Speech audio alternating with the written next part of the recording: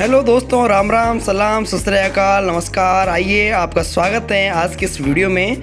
आज आप मेरे साथ यात्रा करेंगे दोस्तों कर्नाटक के बिदर किले की। बिदर का किला बहुत ही पुराना और बहुत ही मजबूत किलों में से एक माना जाता है। ये किले का पहला दरवाज़ा है जिसका नाम शेरशाह दरवाज़ा है। इस किले के अंदर बहुत सारे इमारतें हैं जो देखने योग्य हैं, तो मेरे साथ कंटिन्यू यात्रा करते रहिए। किले का ये प्रमुख द्वार है और इस दरवाजे का नाम है शेरशाह दरवाज़ा। इस दरवाजे से हमारी एंट्री होगी अंदर। यहाँ पर इस बोर्ड पर लिखा गया है बिदर का किला। इसका पूरा जो विवरण यहाँ पर लिखा गया है। इस किले का निर्माण बहमनी सुल्तान अहमद शाह द्वारा सन 1432 ईस्वी में किया गया था। तो और ये 5.5 किलोमीटर की लंबी तथा अत्यंत चौड़ी प्राचीर वाले किला है ये। तो इस जानकारी को पढ़ने के लिए आप वीडियो को स्टॉप करके पढ़ सकते हैं। किले के अंदर प्रवेश करते ही एक और दरवाजा आपको दिखता है। ये किले के अंदर प्रवेश करते ही दूसरा दरवाज़ा है और इसके ऊपर पुराने समय की जो रंगीन कलाकृति की गई है जो बहुत ही अद्भुत है। अभी तो सिर्फ नामो निशान के ऊपर रह गई है। और अभी हम अंदर चलते हैं और आपको अंदर का पूरा किले का जो है दृश्य करवाते हैं। इस किले का वर्तमान स्वरूप का निर्माण 1428 ईस्वी के आसपास प्रसिद्ध बहमनी शासक अहमद शाह द्वारा करवाया गया था। तो जैसे ही आप आगे बढ़ते हैं, किले का तीसरा दरवाजा आपको दिखता है जो बहुत ही बड़ा और विशाल है।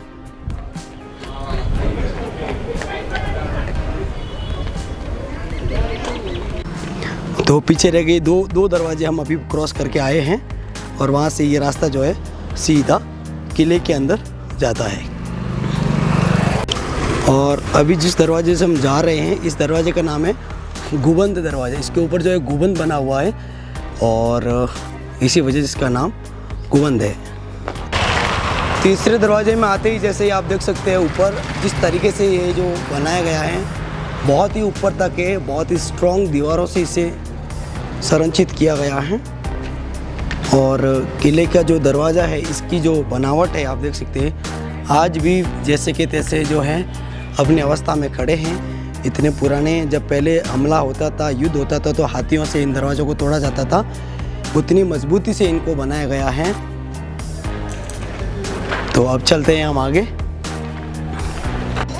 परिसर के अंदर आते ही आपको दिखेगा यहाँ पर आयुधागर और विशाल तोप बुर्ज। तो यहाँ साइड में बने हुए हैं विशाल तोप का बुर्ज जो है, देखते हैं अंदर है कि नहीं।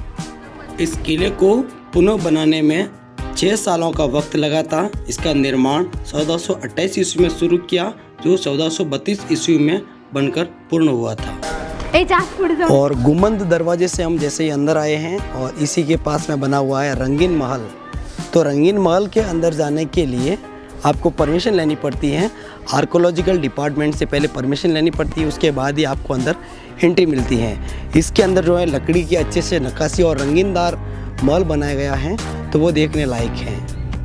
इस किले की संरचना इस्लामिक शैली में की गई थी। इस किले के अंदर लगभग 30 से अधिक स्मारक मौजूद हैं। इस किले को भारत के सबसे खतरनाक किलों में से एक माना जाता है क्योंकि इसके भीतर संरचना एक समचतुर्भुज आकार के अभियांसी वाली है। रंगीन महल से जैसे ही आगे आते हैं तो यहाँ पर बना हुआ 1000 कोठरी, ये अंदर जाने का रास्ता है। चलते हैं अंदर। हाँ बोलो। हेलो नमस्कार दोस्तों, सभी साथियों को मेरा सादा प्रणाम। और आज हम आए बिदर के किले पे। बहुत ही किला सुंदर है, बहुत ही देखा लायक है। मस्त। ये अलाउ नहीं है वैसे, तो ये 1000 कोठरी है। अंदर चलते हैं और देखते हैं। Thank you so much.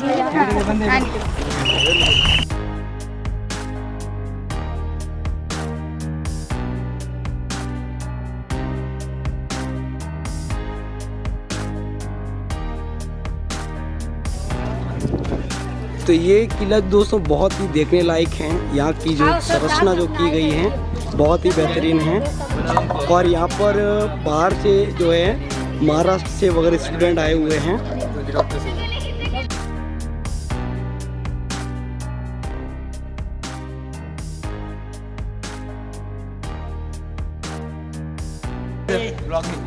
तो दोस्तों यहाँ पर आप लोग कहाँ से आए? Veterinary college Udgir. कहाँ आता है ये लातूर जिले में, लातूर जिला महाराष्ट्र। अच्छा, यहाँ घूमने आए हैं। तो यहाँ पर सभी स्टूडेंट है। कौन सी पढ़ाई कर रहे हैं आप? वेटरनरी कॉलेज में उदगीर। अच्छा अच्छा, वेटरनरी बोल रही है पशु वैद्यकीय। हाँ, सब जानवरों को अब सीधा सीधा करने का इनका काम है। तो वैसे आप और भी कोई किले ऐसे गए हैं घूमने के? फर्स्ट टाइम यहाँ आए? First time. अभी तो जाना है। अच्छा अच्छा। तो दोस्तों यहाँ पर काफ़ी लोग आते हैं घूमने के लिए और बहुत अच्छा किला है यहाँ पर। अगर आप आते हैं देखने के लिए, पुरानी संरचना है, यहाँ का जो बनावट है वो, और यहाँ पर हमें बहुत सारे बच्चे मिले हैं तो बहुत अच्छा लगा आप सभी से मिलकर। ठीक है, तो ये व्लॉग आएगा अपना राइडर पटेल व्लॉग चैनल पर, ज़रूर देखना। Okay, thank you. ये किला कई साम्राज्यों और सल्तनतों द्वारा शासित हो चुका है, जिसमें बीजापुर सल्तनत और मुगल साम्राज्य सम्मिलित हैं। 17वीं शताब्दी में ये किला बिदर के निज़ाम असफजाही साम्राज्य का हिस्सा बन गया था। यहाँ पर दोस्तों बना हुआ है जलपान गृह, और ये हमने अभी आपको 1000 कोठरी दिखाया। तो यहाँ साइड में जलपान गृह है जहाँ पर बैठकर आप खाना पानी कर सकते हैं और वॉशरूम की भी सुविधा है। ये यहाँ पर बहुत अच्छी तरीके से जो है लिखा गया है कि स्मारक एवं इसका प्रसिद्ध क्षेत्र संरक्षित क्षेत्र से 100 मीटर तक, विनियमित क्षेत्र 100 से 300 मीटर तक पॉलीथीन मुक्त घोषित किया है। तो बहुत अच्छी बात है, इससे साफ सफाई रहती है। अब ये जो है मेन दीवार, यहाँ से हमारी एंट्री होगी मेन किले के अंदर।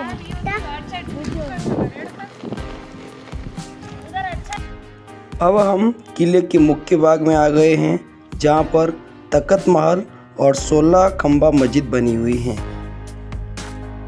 जहाँ हम चल रहे हैं इसके बाईं तरफ आर्कोलॉजिकल डिपार्टमेंट का ऑफिस बना हुआ है और उसके सामने बना हुआ है। किले के अंदर प्रवेश करते ही आपको दिखेगा बहुत ही बड़ा गार्डन और चारों ओर दिखेंगे बड़े बड़े बरामदे।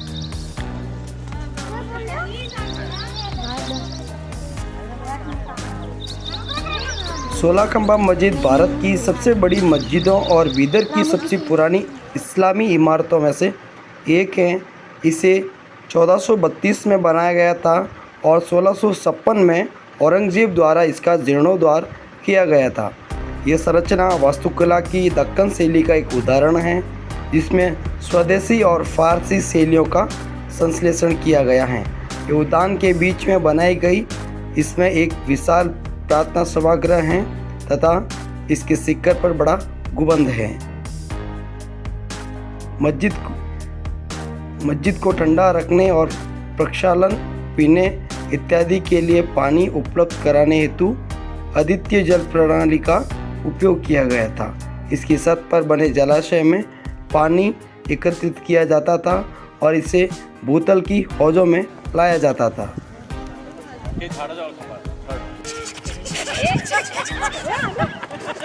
रियल ट्रेन से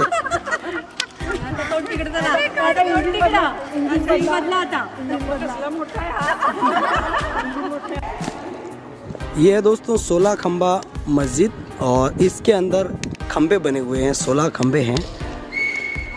मैं आपको दिखाता हूँ उसकी जो बनावट है।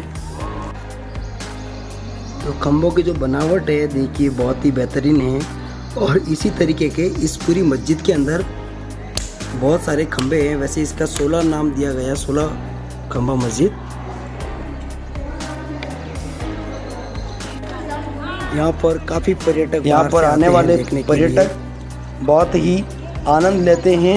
यहाँ पर बनी हुई इमारतों में अपनी फ़ोटोग्राफी लेते हैं और अपने पल, अपनी यादें यहाँ पर संजो कर जाते हैं।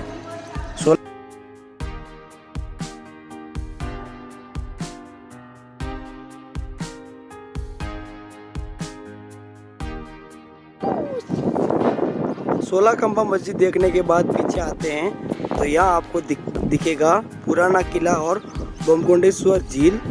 इसका ये रास्ता नीचे जाता है। अगर आप आते हैं तो नीचे भी जाकर पुराना किला देखकर वापस आ सकते हैं। और ये किले की दीवार आप देख सकते हैं बहुत दूर दूर तक है। और यहाँ पर बहुत सारे ऐसे खंडर बने हुए हैं जो अभी देखने की स्थिति में नहीं है। वहाँ पर जाना अभी एंट्री नहीं है। इससे पहले हम वहाँ गए थे। वहाँ जाने के लिए अंदर की तरफ रास्ता है और ये बनी हुई है दोस्तों 16 खंबा मस्जिद। और उसके पीछे का यहाँ पर ये पूरा दर्शन है।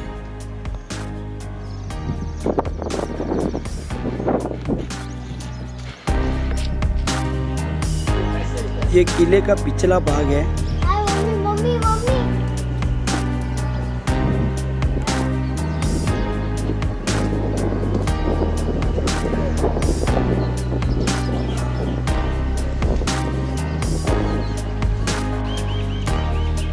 यहाँ से बहुत अच्छा व्यूज मिल रहा है। व्यूज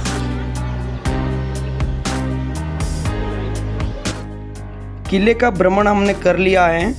अब और भी अन्य दर्शनीय स्थलों पर हम जा रहे हैं। दूसरे नंबर का दर्शनीय स्थल है महमूद गवान का मदरसा, जो पहले के समय में इस्लामिक पाठशाला का एक अहम हिस्सा था। मदरसा महमूद गवान।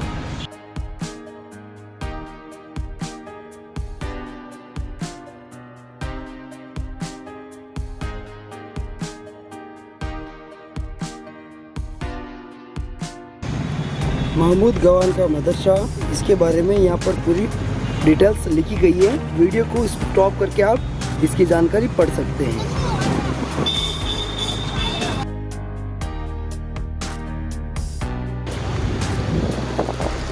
ये मदरसा इस्लामी शिक्षा का एक बड़ा केंद्र माना जाता था, जिसका निर्माण 15वीं शताब्दी में बहमनी शासकों ने करवाया था। यह एक आवासीय शिक्षण केंद्र था जहाँ इस्लाम से जुड़ी परंपराओं और संस्कृति के बारे में पढ़ाया जाता था। लेकिन बाद में ये मदरसा मुग़ल शासक औरंगजेब द्वारा हमले के तहत ध्वस्त कर दिया गया था। आज यह स्थल भारतीय पुरातत्व संरक्षण के अंतर्गत है। यह अपनी उल्लेखनीय वास्तुकला के लिए भी जाना जाता है। बिदर शहर से थोड़ी दूरी पर बने हुए हैं बहमनी के मकबरे। बहमनी बिदर के ऐतिहासिक आकर्षणों में आप बहमनी के 12 मकबरों के समूह को भी देख सकते हैं। कला वास्तुकला के प्रेमियों के लिए यह स्थल काफ़ी ज़्यादा मायने रखते हैं। बहमनी के मकबरे बहमनी साम्राज्य के कई शासकों के संबंध रखते हैं जो कभी यहाँ शासन किया करते थे। इन मकबरों में अहमद शाह अलवाली बहमन का मकबरा देखने लायक है। शाह अलवाली बिदर के 9वें शासक थे। इस मकबरे के आंतरिक भाग को चटक रंगों और कलाकृतियों से सजाया गया है। शाह अलवाली की पत्नी और बेटों के मकबरे भी यहाँ मौजूद हैं। यहाँ आकर आप इतिहास के उन अहम पहलुओं को समझ सकते हैं और अपने ज्ञान का विस्तार कर सकते हैं।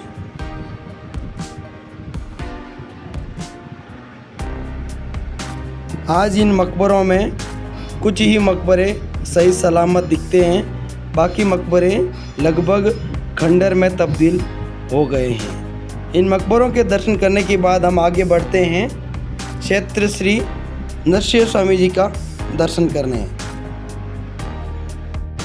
अभी हम क्षेत्र जरणी नरसिंह मंदिर में जा रहे हैं दर्शन के लिए। यहाँ पर पार्किंग चार्ज 20 रुपये हैं प्रति कार का और 2 व्हीलर के लिए 10 रुपये पार्किंग चार्ज हैं। यहाँ पर उत्तम व्यवस्था की गई है कारों के लिए, बसों के लिए और आने वाले सभी वाहनों के लिए। इस मंदिर में दर्शन करने हेतु दूर दराज से, महाराष्ट्र से, तेलंगाना से और भी अन्य शहरों से बड़ी संख्या में श्रद्धालु आते हैं। पार्किंग से निकलकर आप सामने आएंगे तो मंदिर में जाने के लिए यहाँ पर सीढ़ियाँ बनी हुई हैं। मंदिर प्रांगण के परिसर में बनी हुई हैं अनेकों दुकानें, जहां से आप प्रसाद लेकर मंदिर तक जा सकते हैं। दुकानों के सामने बना हुआ है बड़ा सा बरामदा, जहां पर आने वाले श्रद्धालुओं के लिए बैठने के लिए उत्तम व्यवस्था है। मंदिर परिसर तक पहुंचने के लिए सीढ़ियों के रास्ते से होते हुए ऊपर जाना पड़ता है। अभी हम पहुंच गए हैं क्षेत्रजरणी नरसिंह मंदिर बीदर। मंदिर के ऊपरी भाग में बना ये मंदिर लोगों की आस्था का प्रतीक है। मंदिर परिसर के अंदर जाने के लिए 2 प्रकार के दर्शन होते हैं। अभी जो दर्शन की लाइन लगी हुई हैं ये नॉर्मल हैं और ये बाहर ही दर्शन करके वापस आती हैं। दोपहर 3 बजे से लेकर शाम 5 बजे तक दर्शन अंदर तक, गुफा के अंदर तक जाना होता है। जो पानी का रास्ता बना हुआ है और जो बना हुआ रास्ता है वो एकदम बहुत ही पौराणिक और स्वयंभू बना हुआ है। श्री जरणी नरसिंह मंदिर बीदर। मंदिर के बाहर जगह है जहाँ पर छोटे छोटे बच्चों के लिए बहुत सारी एक्टिविटी हैं, जैसे रिमोट कार। यहाँ पर बैठे हुए लोग फ़ोटोग्राफी भी करते हैं और तुरंत आपको फ़ोटो भी निकाल कर दे देते हैं। स्वामी नरसिंह मंदिर का दर्शन करने के बाद हम आगे बढ़ गए हैं गुरु नानक जीरा साहिब के दर्शन करने। 500 साल पुराना गुरु साहिब का गुरुद्वारा। यहाँ पर हर दिन हज़ारों श्रद्धालु दर्शन हेतु आते हैं और 24 घंटे यहाँ पर लंगर की सेवा शुरू रहती हैं। गुरुद्वारे का मुख्य द्वार से होते हुए अब हम अंदर की ओर जा रहे हैं। गुरुद्वारे के अंदर बड़ी संख्या में कारों और बसों को ठहरने की उत्तम व्यवस्था और पार्किंग की गई हैं। बाहर से आने वाले श्रद्धालुओं को रुकने के लिए रात के समय में यहाँ पर यात्री विश्राम गृह भी बने हुए हैं। गुरुद्वारे के अंदर हम आ गए हैं। यहाँ पर पीने के लिए स्वच्छ पानी, खाने के लिए लंगर, चाय पानी सब कुछ उपलब्ध हैं। और ये बना हुआ है यहाँ पर गुरु नानक जी का सरोवर। यहाँ पर हाथ मुंह धोकर ही आप अंदर दर्शन हेतु जा सकते हैं। गुरु नानक जीरा साहिब के अंदर के हिस्से का फ़ोटोग्राफ़ी वीडियोग्राफी करना सख्त मनाही है। हमने यहाँ पर दर्शन किए, हमें बहुत अच्छा लगा। आपको कैसा लगा दोस्तों ये व्लॉग कमेंट करके ज़रूर बताना। और ऐसी नई नई वीडियोस आती रहेगी। चैनल पर नए हैं तो चैनल को सब्सक्राइब कर दीजिए। जय हिंद।